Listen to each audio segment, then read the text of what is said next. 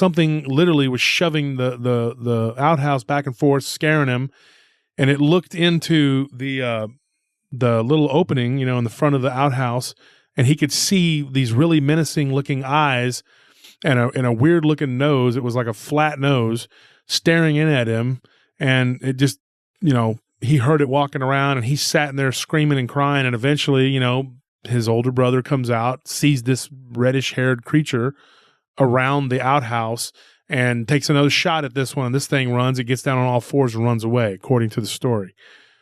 Now, according to what I was told, I've got, like I said, I've been told the story 2 or 3 times, but it was like bits and pieces, and I put it all together. This went on for about a week. Them coming at night, getting closer and closer to the cabin. It was a dog run cabin. I don't know if you know what that is. Yeah. Do you want to explain to folks at home what that is, Squirt? A dog run cabin basically is it's 2 sides with like a little breezeway in the middle. It's all it's all one house, but it's almost like having a patio between, like, I guess, the kitchen. 2 parts of the house. Yeah. So it's not a full.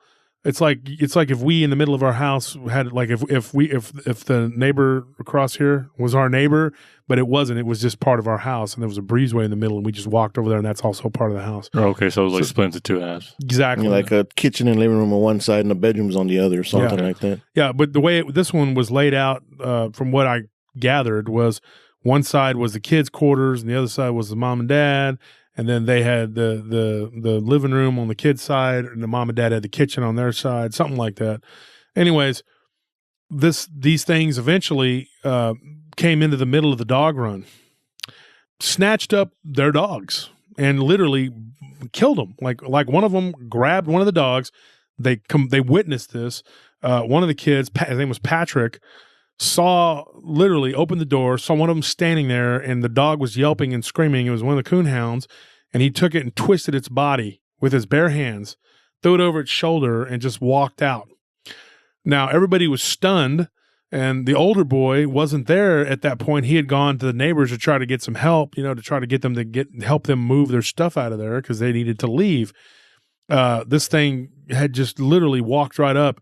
So one of the younger kids came out and tried to attempt to shoot at one of these things. One of these other ones ambushed him and snatched the gun away from him and tossed it out into the yard, a rifle, and then went into the house